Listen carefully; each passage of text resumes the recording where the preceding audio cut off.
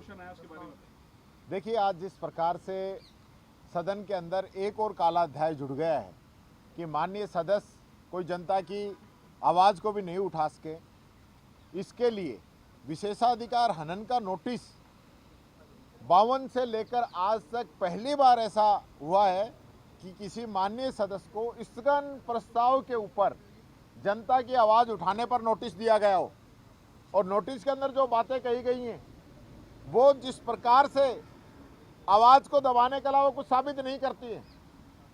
माननीय मुख्यमंत्री जी को मैं कहना चाहूँगा कि इस चीज़ को संज्ञान में लेवें।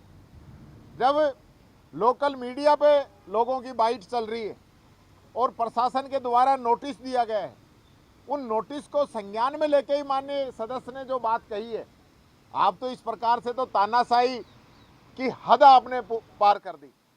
इसका मतलब कोई मेंबर अब स्थगन के माध्यम से कोई बात ही नहीं रख पाएगा। आपके खिलाफ कोई भी बोलता है, मीडिया अगर बोलता है तो मीडिया के लोगों को बंद कर दो, और विधायक अब बोलते हैं तो फिर विधायकों का भी यहाँ से विशेषाधिकार हनन का नोटिस दे दो। ये नोटिस विशेषाधिकार हनन तो एमएलएज की ताकत है जो एमएलएज को यूज करना चाहिए। आप उल्टा एमएलएज पे ही सरकार की तरफ से इस प्रकार का प्रावधान लागू कर रहे हो।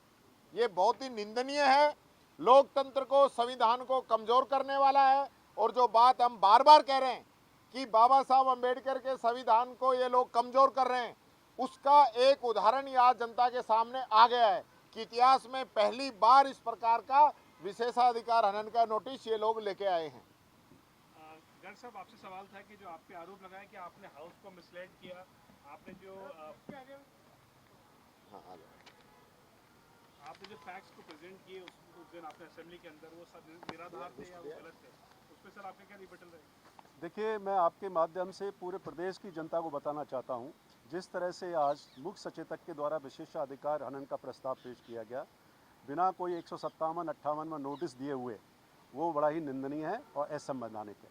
दूसरी बात, दो बातें की गई कि प्रशासन के द्वारा कोई नोटिस नहीं दिए गए।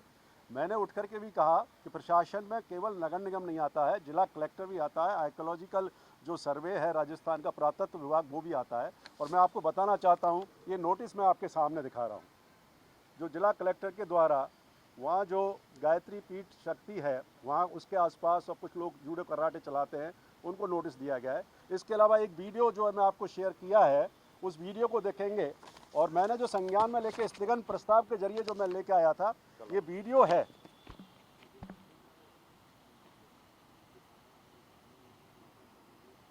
रेतीली दीवार जो आपको अभी 2 दिन पहले एक पुरातत्व ये वीडियो है जो वहाँ के लोकल पत्रकार के द्वारा चलाई गई थी, उसके आधार पर मैंने संज्ञान लिया। जनप्रतिनिधि होने के नाते मेरा दायित्व बनता है। वहाँ 2 कॉलोनी हैं, एक आरडी गर्ल्स कॉलेज के गायत्री शक्तिपीठी के पीछे है और एक मेन बिहारी जी मंदिर के सामने है।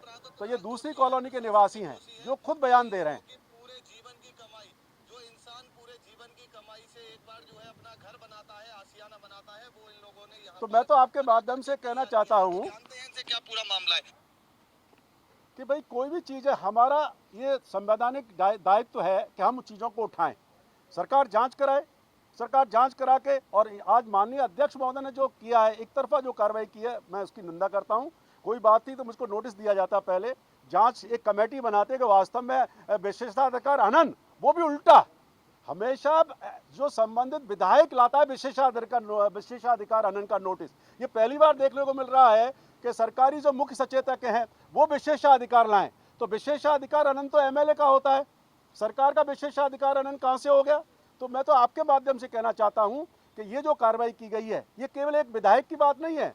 200 विधायक, चाहे वो सत्ता पक्ष के हैं चाहे वो विपक्ष के हैं, अगर इन बातों को उठा नहीं सकते हैं, सरकार की ड्यूटी बनती है उनकी जांच कराए, बातें तो बता दें कि भाई गलत तथ्य है, ये बिल्कुल ऐसा नहीं है। तो इसमें कहाँ विशेषाधिकार हनन का मामला कहाँ बनता है? और मैं तो दूसरा बात, एक माननीय विधायक ने एक बात उठाई थी वहाँ जो है कि तो उसको साबित करें, मैं उनके खिलाफ विशेषाधिकार हनन का प्रस्ताव लाऊंगा। जो उन्होंने कहा कि या तो वो प्रूव करें, नहीं तो हम जो है उनके खिलाफ विशेषाधिकार हनन का प्रस्ताव लेके आएंगे। सर, ये पूरा घटनाक्रम है क्या वास्तव में, जिस तरह की बात की जा रही है कि आप गलत तथ्य पेश कर रहे हैं या वो गलत तथ्य पेश कर रहे हैं?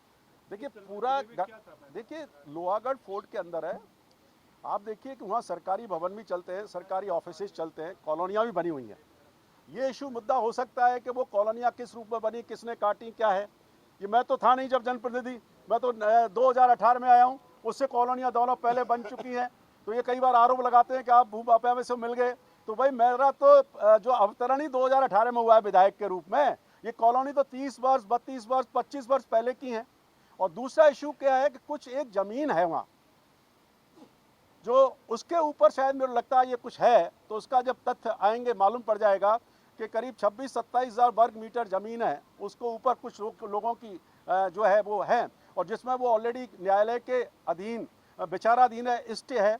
आर्कियोलॉजी सर्वे पुरातत्व विभाग ने वो ज़मीन कलेक्टर ने एक ही दिन में जो है पुरातत्व विभाग के नाम कर दी। ऐसे कई मुद्दे हैं जो आ जाएंगे। तो मैं समझता हूँ पता नहीं क्यों ऐसी कार्रवाई आनन फानन में की गई है। और ये जहाँ तक विशेषाधिकार का हनन का प्रस्ताव है, मैं इससे कभी नहीं डरता हूँ। मैं बिल्कुल गलत नहीं हूँ, तथ्य आपके सामने प्रस्तुत कर दिए हैं।